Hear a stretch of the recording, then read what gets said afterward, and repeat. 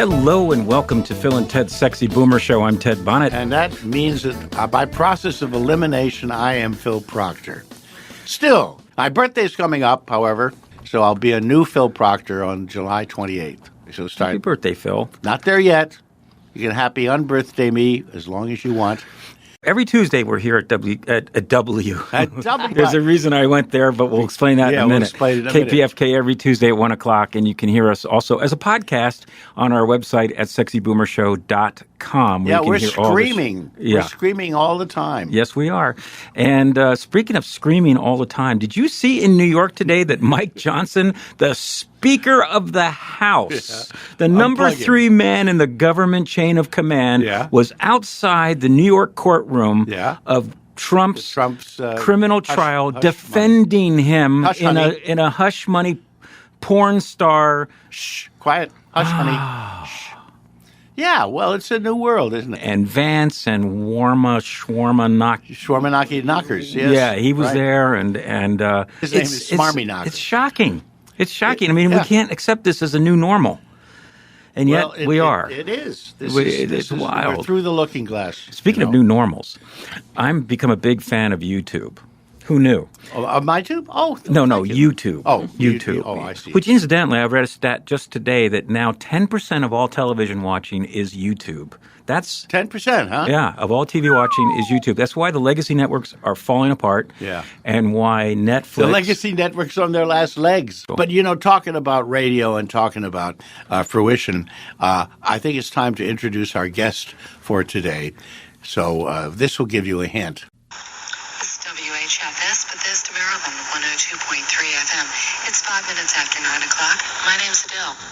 Oh, it's so soothing. Hi, Adele. Hi, Adele. Adele Abrams, our wonderful guest today, a young lady whom I met at the Mill Valley Film Festival when we were both attending a documentary that we both appeared in called Feast Your Ears. And it's the story of the progressive radio station WHFS, High Fidelity Sound. I hear claims that it was the very first progressive radio station. Adele was the DJ, by the way. Hi. Is that true? Well, there were certainly other types of progressive stations up in New York, for example, and I grew up in the New York area. So, I remember listening to WNEW, WPLJ, White Port Lemon Juice, and also WMMR from Philadelphia. The Big Murmur. Back in my college days, early 70s, they were playing a lot of the same music that WHFS was playing, and this is when I was a listener because I was going to University of Maryland. I was down in the D.C. area. You were hitchhiking. I was hitchhiking around very much. Back in those days, somehow I didn't get axe murdered, which is still kind of amazing to me. So I would listen to WHFS, and then if I went up to New Jersey, New York, I would hear some of the same music being played on these other stations. And this is now, again, I was a college DJ, but it was before I was on WHFS. Yeah. But what we were doing, or what they were doing on HFS and eventually me, with the music was quite different. We were doing expanded sets. We were mixing the genres quite a bit more. So there was a nexus of commonality in the rock and roll, the underground, freeform, progressive rock. But it was the way I think that the WHFS DJs integrated other types of music. I would play, Vaughan Williams, St. Martin's of the Field classical music and segue it into Ralph Towner and Oregon, and somehow I'd end up maybe with Emmylou Harris. Well, but there would be a thread of continuity. And the reason why we met and the reason why I am in the documentary is because they played a Fireside Theater record on the air late at night, I assume. Don't Crush That Door, hand me the pliers. And they chose some guy called up because he was offended by the following scene. Porgy says to Mudhead, "Gee, Mudhead, I gotta go. I'll be late for the Philatelist Club." And then Mudhead says, "Gosh, Porgy, I didn't know you masturbated." All right, well, you might laugh, but some guy called up and was offended by this, and some DJ lost her job, right? And they paid a fine. It was actually... This is all in the movie, by the way. It's an interesting story because they complained to the FCC about it. What year was this? And this was in 1969. Even that's dirty. At that time, WHFS was not a freeform progressive station, but they sold time blocks to a group called Spiritus Cheese, which included it was three individuals who were all Bard College graduates, and Sarah, Mark, and Josh Brooks were the three. They actually ended up being good friends with Steely Dan, and that's another whole story. The Big Cheese. But Sarah, they brokered the time and they sold their own ads. So they were very popular. And Sarah, played this full side of the album. Full side of the album, wow. Because it had just come in, I think even without listening to it. And that was what was the genesis of that complaint. And what time of day? It was overnight. It was late. But overnights were sort of off limits. I know, it's all stupid as I've told Phil, I will cop to having played the George Carlin 7 words you can't say on radio on my radio show when I was doing overnights, and nobody dodged the bullet that, there. Yeah. But in any case, so Jake, the owner of WHFS, fired Sarah, and Mark Gorblew, he was quit in solidarity. Josh Brooks stayed with the station, and he's in the movie quite a bit. He was one of the longest DJs there in the end. But that planted the seed. He's the with longest Jake. playing DJ. Hey, instead of brokering the time and letting them make money selling the ads, I'll just take their format idea and roll it out. And so by the time I arrived in Maryland in fall of 1970, WHFS was already doing some progressive music. And that was what I listened to in college. Yeah. Then I got into college radio and, as they say, R&D, rip off and duplicate. I'd hear songs and segues on there and go, I could do that. Why did they make the documentary? Jay Schlossberg. Jay Schlossberg, who as a teen had worked there very briefly, I think as a janitor, but he was a big fan. Oh, as a janitor? I didn't know that. I'll tell you why they made it. There was a story to tell here, and part of that was it's a great story. How HFS connected the community. It was really, the heartbeat of the D.C. area. And I can tell you, I lived in a group house that I could walk to the station, because everybody lived in group houses, hippie stuff back then. Yeah. And when we looked for places to live, you had to be able to get a clear signal to HFS. It was a criteria. And then when we interviewed people to move into the house, they had to be HFS listeners because we didn't want any of that other crap streaming through our house. The only way you could afford to live and be a DJ at that time was to be in a group house. There were 5 of us, and one of the other people in the house, Mark Avery, who's also passed away, he was one of the people there. He was kind of the Venus flytrap of HFS. Well, now, you must have been just an infant if all these people are dying. I was raised by wolves. I graduated college at 20, and I had already 3 years of radio experience on WMUC at Maryland. Yeah. But literally, I was 10 years younger than everybody else at the station when I started there. And, we talk about this in the movie, and this may resonate with you, Ted, that as one of the youngest staff members on the air, when the new wave movement started, I really latched on to that. I was digging it. I was going out and seeing, Dave Edmonds and Elvis Costello and, B-52s and Blondie and, some of the more esoteric things in the clubs. And the guys, and I say guys because really for a lot of my time on HFS, I was the only female on the air. They, were kind of stuck back in more of the folk rock and the 60s stuff. And I would mix the newer music in with the older music. Right. So the older guys were into the older music, and you, as the youngest person, brought in the youngest. And yet music. there was a vibrant scene in D.C. with D.C. Space and the 930 Club. The Atlantis Club even before that. I remember going to see, some of the shows over there. And we had a nascent punk scene in D.C. that ended up, Dave Grohl was in there. Henry Rollins was in there. Beto O'Rourke played in a punk band out of D.C. for a while. So, there Fugazi, was a lot going on. Fugazi and Laurie Anderson. I loved Laurie Anderson. And so I was playing that stuff on the air where some of the others, maybe were more reticent. And there was also a college station, WGTB, which was Georgetown station, and they were heavy on the punk and the new wave.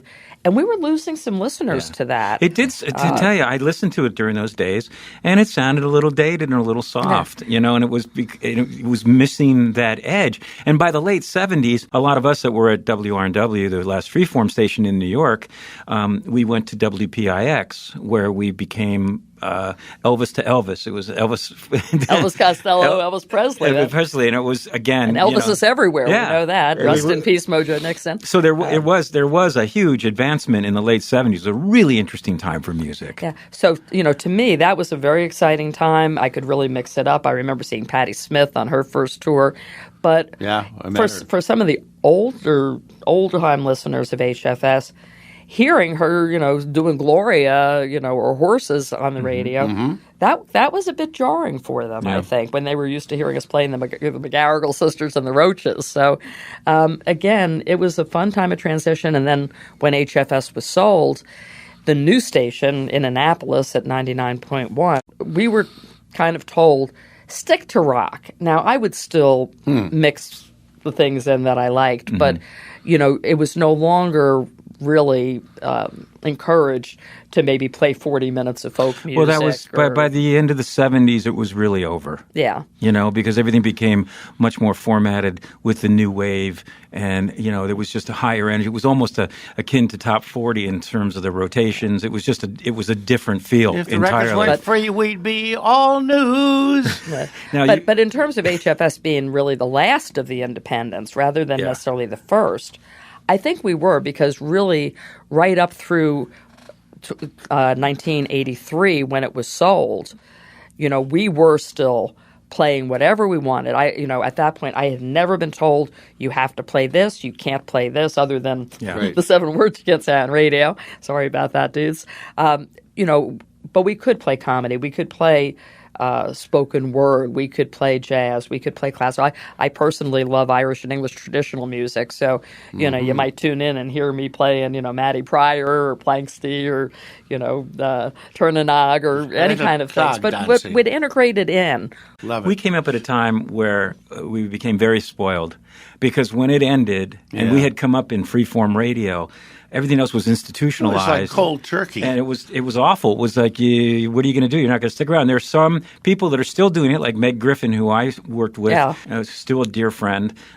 She went over to Sirius XM. Yeah, Carol Miller was on there as well. Carol Miller, too. And, for example, if you have Sirius XM, go to something called The Loft, and you will hear a traditional freeform FM sound, XMU Discovery, more new stuff. But it's out there, but it's far and few between. When people have asked me, is there anything out there like HFS today? My response is yes, if you take one part Little Steven's Underground Garage, one part the Spectrum, one part the Loft, and maybe I'll add a fourth component of the classic vinyl. If you threw that all in a blender, that would kind of mimic what HFS or was college like. Radio. College radio sort of maintained it. You still can hear here in town, KXLU. There are still stations that are doing that. I want to express my connection to WHFS and why we're even in the movie, because Procter & Bergman used to perform pretty regularly in Georgetown at a place called the Cellar Door. Great club that attracted every musician, from Jimmy Buffett to Stevie Wonder, and all the amazing. And she has cajoled me into doing a personal appearance as the host of an evening from the Cellar Door that is basically to help emerging artists along the way. And the name of the charity is? Yeah, it's good to mention it. It's the After Dark Fund, and it was started basically around COVID because so many musicians lost their livelihoods. Lost their gigs, and as we all know, being a rock and roll musician is well known for all the benefits you get in terms of. So you had older boomer musicians who had their legs cut out from them economically, and they had health issues and couldn't pay the bills or they couldn't make rent. And so the After Dark Fund contributes to that. It's a pool of money. They have helped out, I think, over 150 musicians now in various types of support that they need. Great. So these Cellar Door shows, the Cellar Door Club closed. It's a Starbucks now, rest in peace. Isn't everything? But it's at a club called the Hamilton, which hosts a lot of types of music that the Cellar Door might have. This is going to happen on the evening of June 15th. I will be back in the AC/DC area. All right, and I'll be kicking around there. The next day I'm doing a radio interview with Adele, our guest Adele Abrams. And I don't know what terrible questions she's going to ask me. But and that is a public radio station, WOWD, out of Tacoma Park, Maryland, which, Ted, as you know, you never get rid of the bug. So I've been doing occasional guest shows on there now. Oh, good. So the show that we're going to be doing with Phil is not my show, but it's the one I occasionally guest on. And the host of that, Robbie White, it's called Forbidden Alliance. It's a great HFS-type show. He's asked me to do the interview with Phil. So if you want to know more about it, if you're in the D.C. area or will be there, it's the afterdarkfund.org. theafterdarkfund.org. And I'll be there on June 15th. I think I've convinced Adele to kind of be there with me because she knows so much about the musical groups, and all I know about is being funny. How is the scene in D.C. these days for music? I hear 930 Club expanded and is up in They expanded. Dave Grohl, in fact, kicked off. They've named the expansion the Atlantis in honor of the original site of the 930 Club on F Street. It was 930 F Street. Yeah. And so they're booking a lot of things. There are a lot of clubs that have emerged. The Anthem, which is right down on the waterfront and on Main Avenue in D.C., is a big club. They're bringing in a lot of national talent. Of course, we have our outdoor arenas, but the Hamilton is good. And then, I was talking about this with Phil earlier. There's a phenomenon happening that I would love to see spread around the country. And first of all, a lot of the boomer age musicians that I knew as young men and women in the 1970s, they are still playing, and they're reforming in bands, and they're playing at places like the Elks Club and the Knights of Columbus, big dance halls where they're doing original and cover music. But the other thing is that they've started having some matinee shows, like 2 to 5 in the afternoon. Senior matinees. And wheelchair accessible. It's great. For those maybe who have trouble driving at night, but you still like to shake your groove thing out there. And the music is loud enough that you can check your hearing aids at the door. Yeah. Right. So, I think that's great. And they're filling these shows. They're selling out. And it's really rebuilt kind of this musical community that we had with many of the same people in the 1970s, including local artists that we played on HFS, because that was always one of my big things was promoting local music, and I later did it in my TV show as well. So it's all come back around, and I'm having a blast when I'm there. I go out to these shows, and I'm seeing old faces that maybe we are older faced, but we're still having a ball. And I think clubs, if they want, think about it. You can turn the house twice. You can serve a lunch meal as well as having dinner food. You can eat buffet. Meal service. The early bird specials, Did you want applesauce with that applesauce? What kind of birds are you going to have? And I will add, there also this one club, which is in Rockville, Maryland, Hank Deedles. They also have an extensive selection of non-alcoholic beers because, again, a lot of older people who go to clubs are taking medications they shouldn't be drinking. By the mid-'80s, when the club scene in New York sort of died out, late 80s, you know where the action was? AA meetings.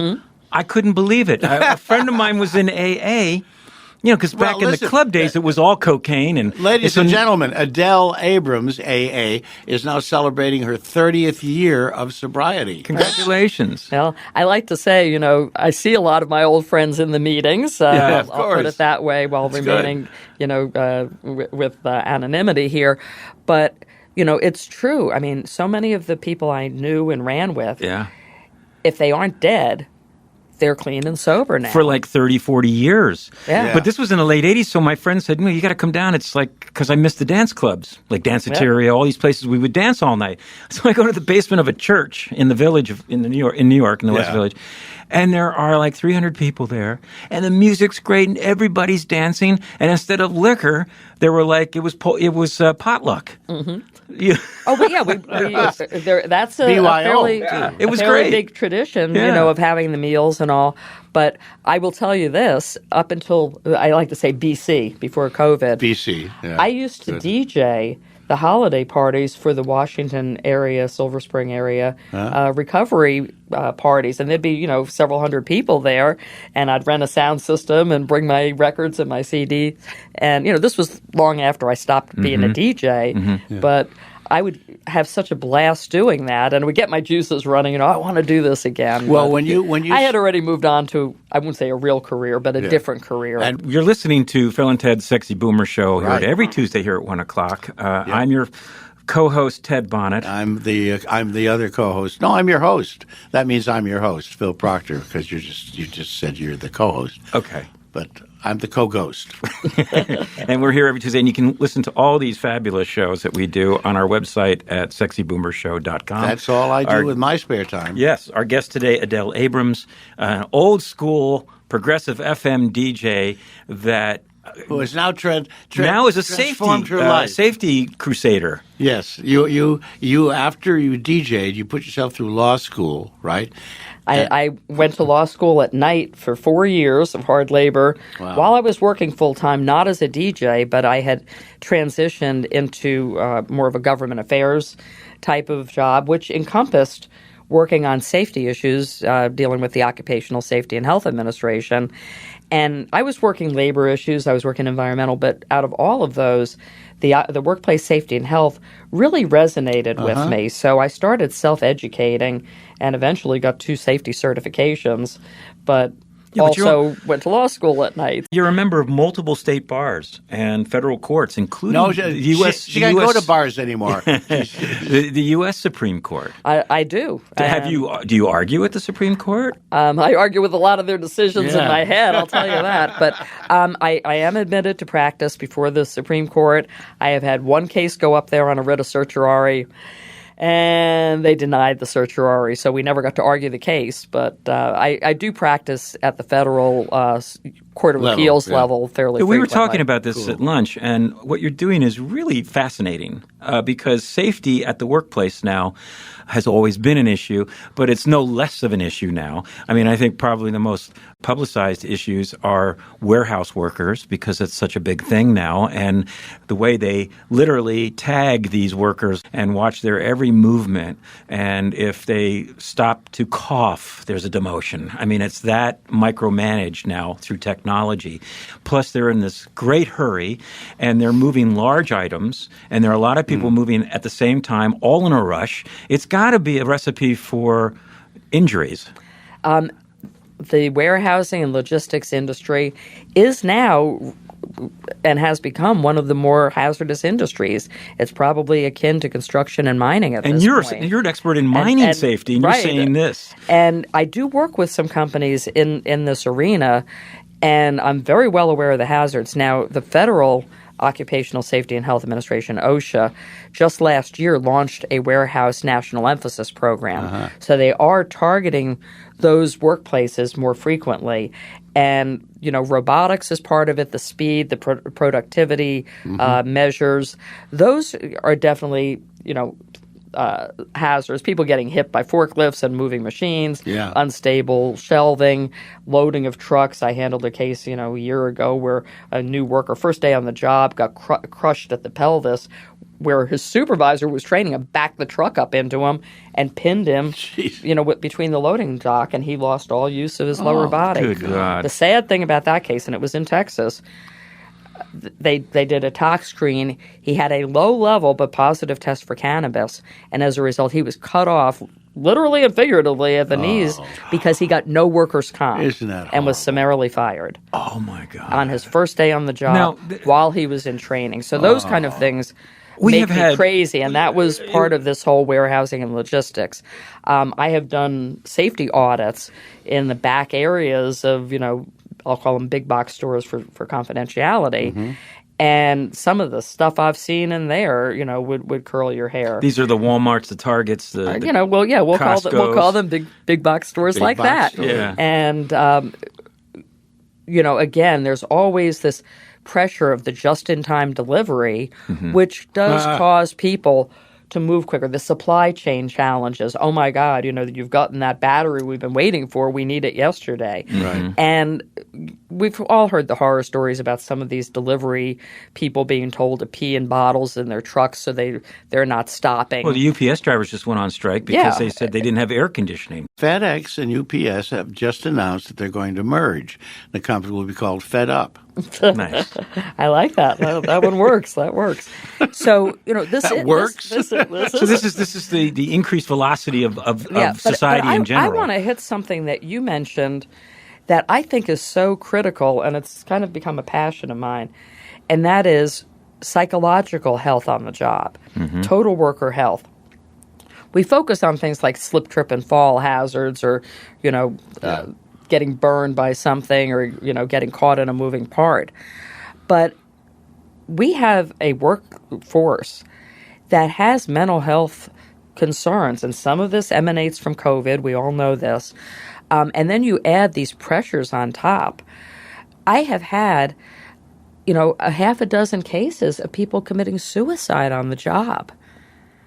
And or going postal. Or going postal. I did have a case where one guy picked up a nail gun and shot himself in the head on the job. Oh my God. But he could have turned it on the supervisor who was disciplining him just as easily. I had a case in March where at one of the quarries I work with, they came in and a guy had come onto the site while it was closed and jumped off the high wall, fell 50 feet. Now the coworkers tried to retrieve the body. They all have PTSD as a result. Oh. And I've handled over 400 workplace fatality cases. So I've seen the human toll. And this is psychological first aid on the job is something I'm speaking about quite a bit now. I'm a first responder in Delaware, and I head the Delaware BEST team, which is Behavioral and Emotional Support team. I realized that had industrial applications. Mm-hmm. So I'm doing a lot of writing and speaking on that now at conferences, and with organizations around the country. Suicide prevention, is a real challenge, and employers, you guys are out there, I know, you play a role in this. Mm-hmm. You can foster an environment with good mental health. You can, encourage people to get help that they may need. You can have employee assistance programs and other supports, including medical benefits that cover things like mental health and recovery programs. Or you can, put blinders on and say, you're here to do a job and that's all we're concerned about. Get her done. Or consumers who say, I don't care, I want my box of dog bags here tomorrow morning at 9 a.m. Yeah. And so all of this, and the point you talked about, the taggants, the surveillance in the workplace. I just wrote an article on this recently. Oh, yeah? I wish I had shared it with you.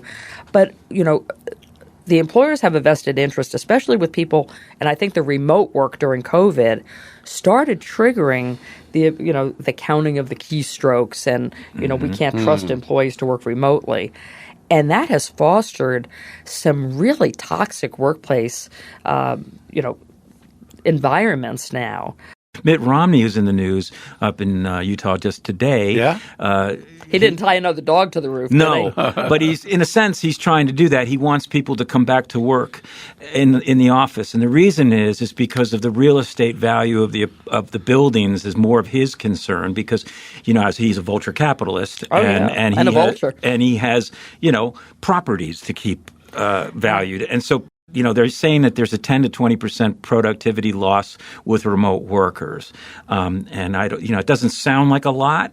Maybe it is when in its totality, but on the other hand, maybe that's 10 or 20% margin for mental health for people being able to stay home with their kids because we're all double income earners now. Mm-hmm. It's a whole nother world, and the remote working situation has probably made it possible because childcare is prohibitively expensive at this point. There are a lot of reasons why the GOP and business. Good. I'm glad you're talking about this. Don't like remote work, and Right. you've hit on one of them. But part of it is that mistrust of workers to be independent, to do their work. Part of it is just I think this idea that you can't benefit workers. It's almost the cruelty is the point kind of thing. Yeah. I teach employment law. I mentioned that to you. One of the things that COVID demonstrated to us is a lot of jobs can be done remotely. Well, those are the accommodations for people under the ADA. Once you've documented a job can be done remotely, it's hard to deny that as an accommodation. They also, in 2009, expanded the ADA to include mental health conditions within the coverage of that. And when you call Southwest Airlines and you speak to a person, very often it's a woman who seems very friendly and relaxed. You know why? Because she's home. And she can take care of her kids. There's no insecurity there. They can be a little happier, a little more contented sounding when you speak to them. Therefore, it's a more positive experience. There are upsides to all of this. But the question I have is that after 40 years of systemic deregulation, from the Reagan era on, has the workplace become more dangerous as a result of deregulation for whatever reasons? Well, let me say this. There have been a lot of efforts to deregulate, but in the safety and health arena, we really haven't seen as much of a rollback. And where they have tried to do it, and the Trump administration did it on a couple of rules, they got their hands smacked. And the new rules got killed when President Biden came in, and the old rules have been reinstated. In the mine safety area, their workplace exam rule was one of them. The independent contractor definitions, joint employer rules of the National Labor Relations Board. We're now back to the Obama definitions in those. Oh, good. Electronic record keeping. The Trump administration fought tooth and nail against the public disclosure of the employer's injury records. They lost. Public citizens sued them, and so they had to make those databases public. But then the Biden administration also reopened that rule and expanded the record-keeping requirements. You're getting more detail now on the injuries. This is important. The business community called it public shaming. The Obama administration, who did that original rule, called it behavioral economics, that you can go online now. If you're applying for a job, you can see what their injury rate is like. You can see if you know how that compares with the average incidence rate for that industrial sector. They use what are called NACE codes, North American Industrial Classification System. If you're, if you want to be a competitor, you can say, we have a below average injury rate when you're bidding a job, and our competitor, Abrams Construction, they're above average. They've had 3 fatalities. So there's a lot more data mining publicly that can be done now, which is a good way for workers to educate themselves. How do we rank among other industrialized countries for safety at this point? We are not great. I mean, we're better than the what we would call the third world, and we were talking about that before we came in here. We're not having 10-year-old kids using arsenic to leach gold here. Or some of the companies that work here own some of those horrible things. But I'll tell you, I sort of keep breaking in, but I get funny ideas of it. Under the Trump administration, it was called the Turd World. All right. Thank or whole countries. Right. That's right. Really. And, that's what he thought of them. But to your question, and being very serious, because this is a real issue, we are regressive compared with the UK. We are regressive compared with the EU, who operate under the ILO, International Labor Organization codes. They, go with more of a performance-oriented approach to things. Chemical safety, especially. We follow chemical standards to protect workers in this country from the 1960s.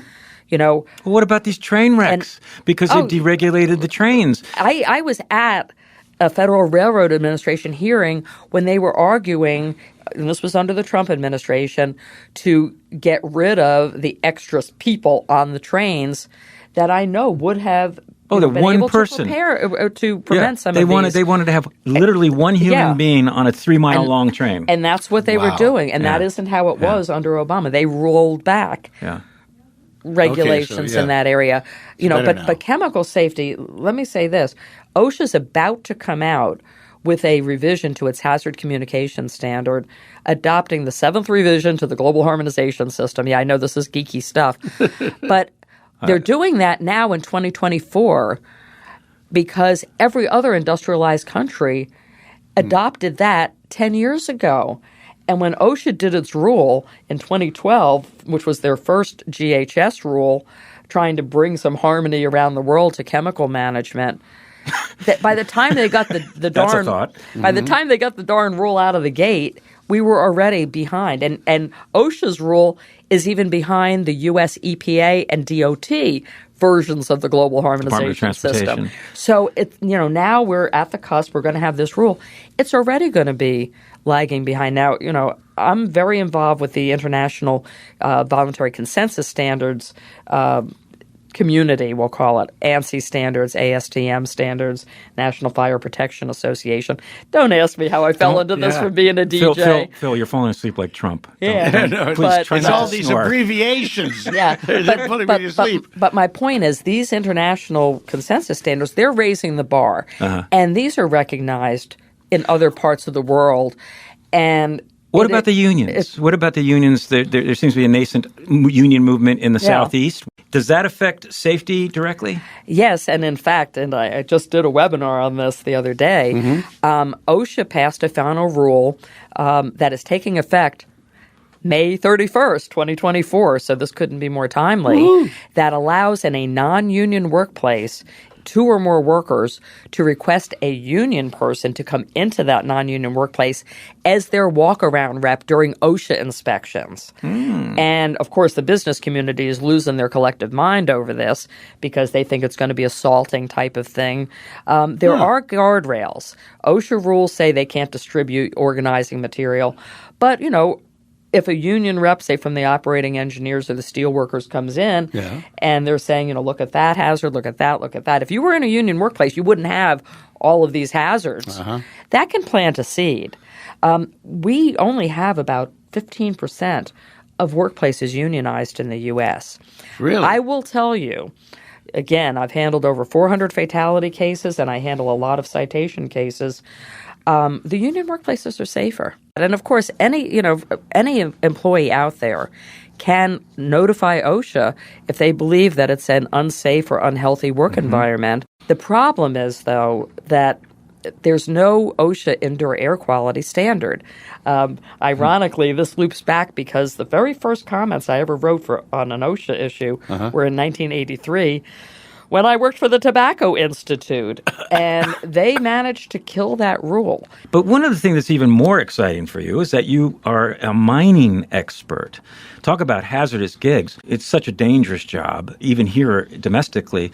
Massey, just briefly explain that, what happened. Well, yes, the Upper Big Branch mine blew. Was it West Virginia? It was in West Virginia, and there was methane. There were a lot of, I'll call it, shenanigans going on. And I will say I've never represented this company. But 29 miners died. And in the end, the CEO, Don Blankenship, was the first CEO convicted under the Mine Act criminally.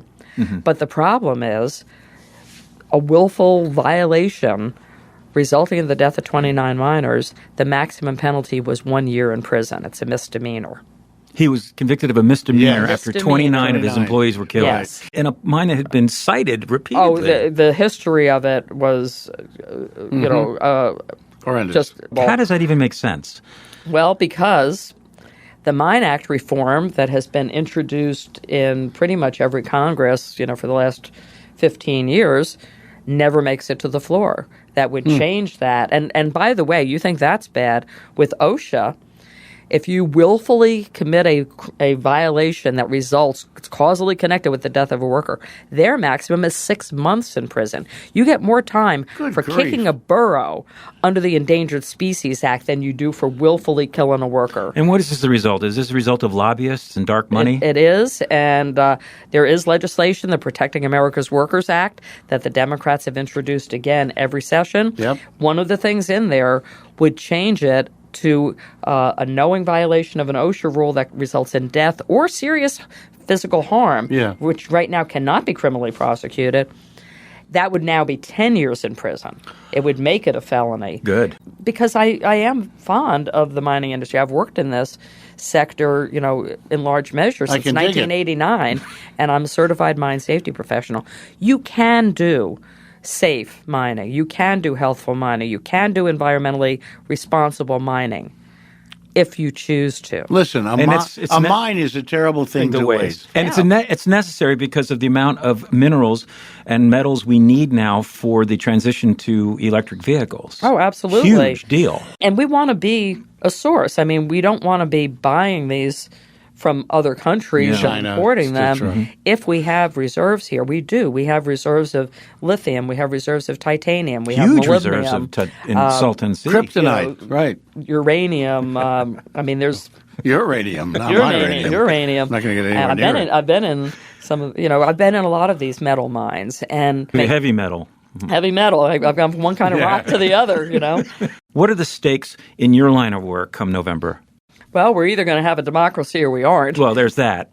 But it makes all the difference. As we've already discussed, when the Trump administration came in, they rolled back protections to the extent that they could. Push it back, way back. And, some people say, well, we need balance in government. Have a president from one party and a Congress from another party. Yeah, good luck. I've been through that, with many years of working around Washington and government affairs. And what happens is nothing gets done, which means we don't get any improvements. We can't, build technology into things. We can't adopt advancements, that we should. And, it's a stalemate. So if we have a Democratic president, whether it's Joe Biden or maybe somebody else, because I'm in that category. I don't know that that either of them are going to make it to November in terms of being on the ballot. There's so much capriciousness out there. So, it could be a real wild card situation. Mm-hmm.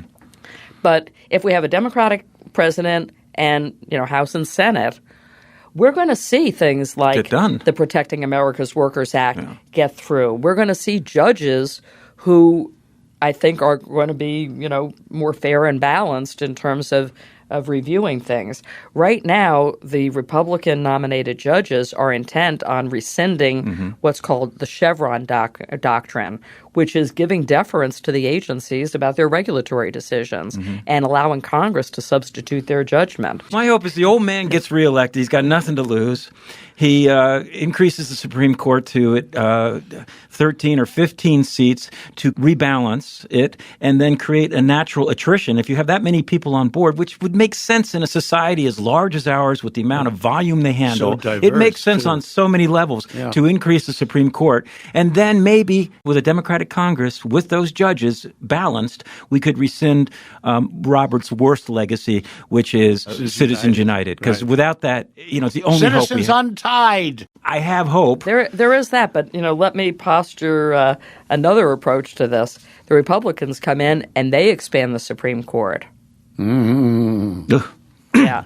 So be careful what you wish for. Yeah. It can blow either way. But the point I'm hopeful. I believe in democracy. I believe in the good of people.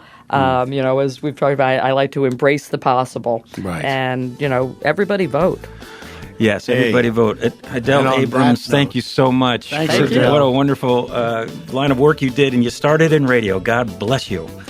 You're listening to Phil and Ted's Sexy Boomer Show. Sexy Boomer Show. Sexy Boomer Show. And we're here every Tuesday at 1 o'clock, and our show can be heard, and all our shows can be heard on our website, on every podcast platform you like, and also at sexyboomershow.com. We'll be back next week. Stay sexy. Greetings from Glendale. Woo-hoo.